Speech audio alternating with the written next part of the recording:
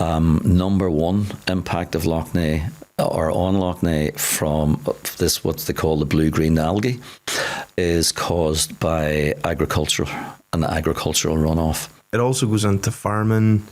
It's something that you've also touched in on, different types of farming, waste and stuff like that as well. Well, I mean, certainly what we've got to do is recognise that we rely very heavily on farming and we need to support sustainable farming practices.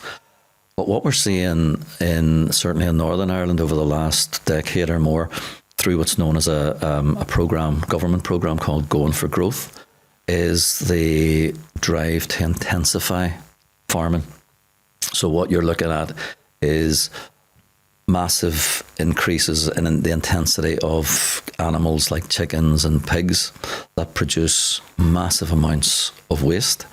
And then we're not really controlling that waste very well. We're not controlling the emissions that are going into the air very well.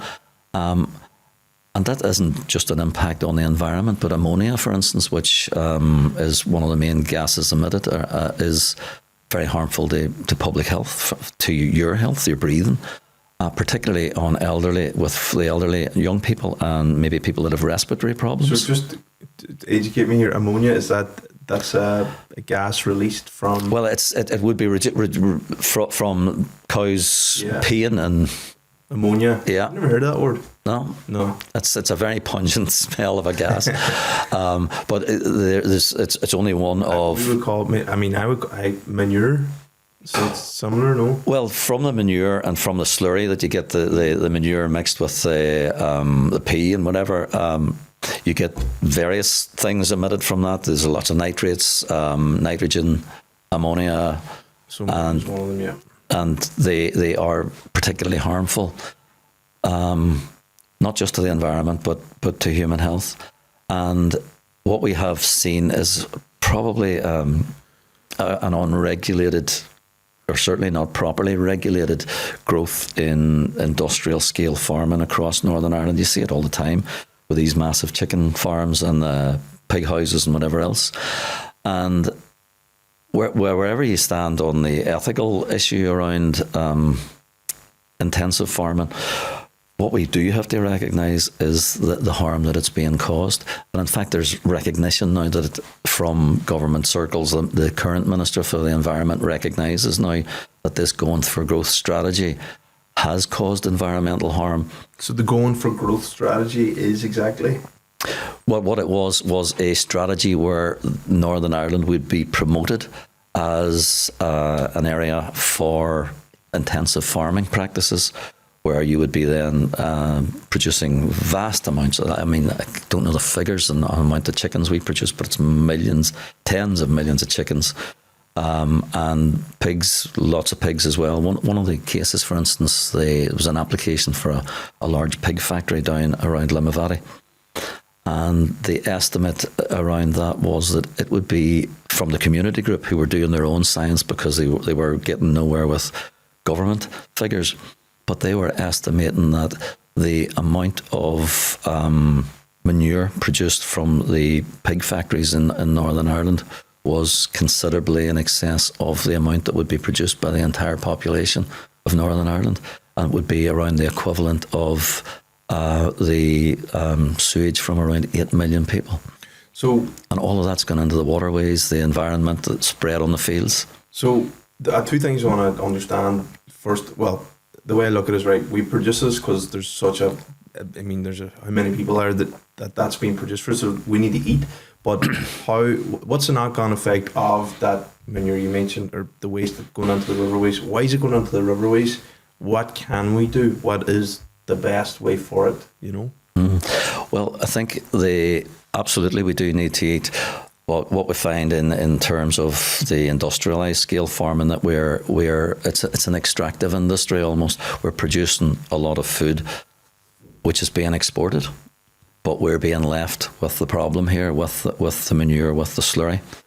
So it's developed for economic growth. It's absolutely, that's exactly what it is. It's Going for Growth was an economic growth strategy. Yeah. But I suppose ways of getting rid of the slurry are either spreading it on the land But if you're producing too much of it, the land can only take so much. So when it rains and when there's runoff and whatever, the excess nutrients are swept into the streams and waterways. That's why you have Lough Neagh turning green. Because the animal waste? Well, not just the animal waste. It's important to say that. Which would be fertiliser? No. Well, it would be from slurry, but mostly natural fertilisers that are being spread on the fields. Why is a natural fertiliser? I thought that was good. Well, it's good in certain levels, but when you have intensive farming, that's concentrate. When you put the soil can only take so much, and when the soil can't absorb those nutrients are then making their way into the waterways. And it's important, like the blue-green algae itself is a major health risk. It has made people ill. It's made fishermen ill. It's made swimmers in Lough Neagh. Swimming, okay. I was going to say, how are they getting? Are they drinking the water? Are they breathing it in? They're either coming in contact with it, the fishermen, but the swimmers, yeah, like that. If you're wiping your fish, whatever. Swimmers who are this people tend not to swim in Lough Neagh now, but there were swimming groups there in Lough Neagh that tend not to go near it now because of the risks. But the risks are even worse for pets. This blue-green algae is lethal for many dogs. So dogs come into contact with it and die. And there are a number of cases. And it's not just confined to Lough Neagh, because Lough Neagh, the River Bann runs out of Lough Neagh. So when the blue-green algae was being swept down through the Bann and emptying out at Castle Rock, it was then starting to contaminate some of the beaches. And there were reports then of dogs on the beaches coming in contact with this blue-green algae and dying. And if we Lily down the stairs, can you imagine? And my wee Lola sitting in the car there, can you imagine the effect that would have if you had taken your dog to an area that was sort of highly contaminated because of our neglect to properly regulate? And there's a kid, like at these beaches, kids probably going to the water. Well, this was, I don't know if you've ever been to Benone. It's Benone Beach, where we would have grown up we would have been taken as kids.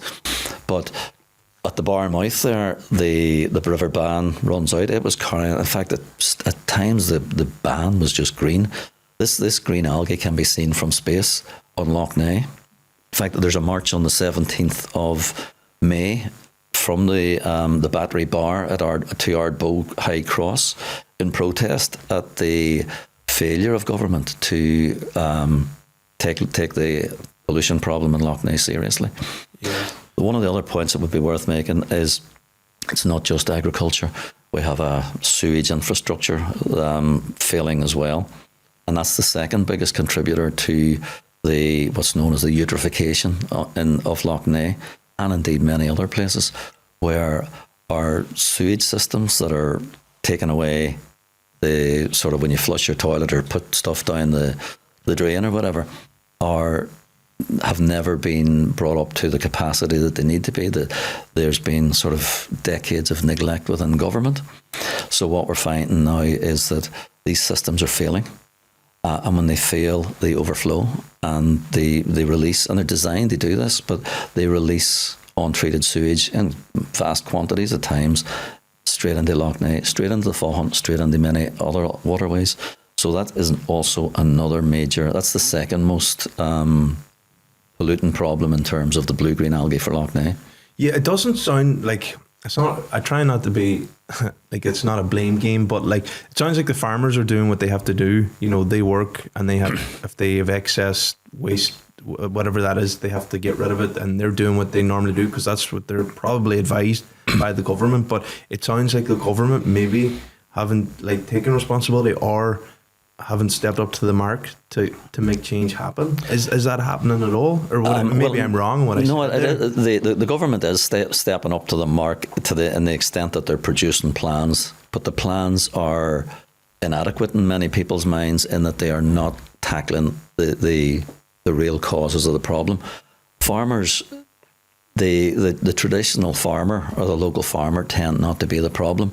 It's when you intensify that farming into these massive pig sheds and chicken sheds that produce these vast amounts of waste. that either Northern Ireland isn't capable of taking, and there is an issue there as well around where it's going. Where's it going? Well, it depends, because there were two major fraud issues arose within the last 2 to 3 years regarding where either firstly chicken litter was going, and then secondly the capacity of land to absorb the slurry that was being spread, that was being produced from these intensive agriculture developments or factories. The first case was in relation to chicken litter. It was because we were producing so much chicken litter in the north.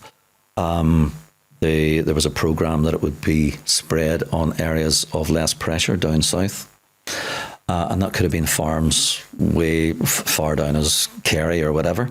But in order to get your planning permission for your new chicken factory up the north, what you would have to do is produce a letter from the sort of government body down there, Teagasc, that to say that where this is going to be transported and spread down south is capable of taking this amount of chicken litter. I worked closely with two reporters from the Detail back in, I think it was 2013. They had asked me to sort of give my planning experience on it and review some of the cases, because what they had discovered was that around 46% of the letters coming from Teagasc were either falsified or completely forged. So were they not from Teagasc then at all? Some were from Teagasc but were changed, but many were not from Teagasc at all. So someone was defrauding Teagasc, then you could say? Yes, absolutely. But the big question is, well, two questions actually. Teagasc weren't aware? They weren't aware. Did they investigate? So the first question is, well, what was the outcome of that investigation? Because there were fraud investigations initiated, but I'm not altogether sure that we've ever got to the bottom of what was happening. But the second question is, well, if it wasn't going down south to be spread on somebody's farm, and the farmer didn't know that his farm was being used either, but if it wasn't going down south to be spread, where was it? Where was it going? Where was it being dumped? And how was it contributing to the serious pollution problems we have for Lough Neagh and many of our other water bodies? And that was the first of them. But shortly after that, there was another major fraud arose around the spreading of nutrients on lands in the north, where around 108 major planning applications for intensive agriculture developments had to submit their sort of figures justifying environmentally how the land where it was going to be spread could absorb that. But in 108 cases, there were concerns raised about those being forged as well. So again, if that was being spread on lands that were not capable of taking that, that's just contributing to the pollution problem.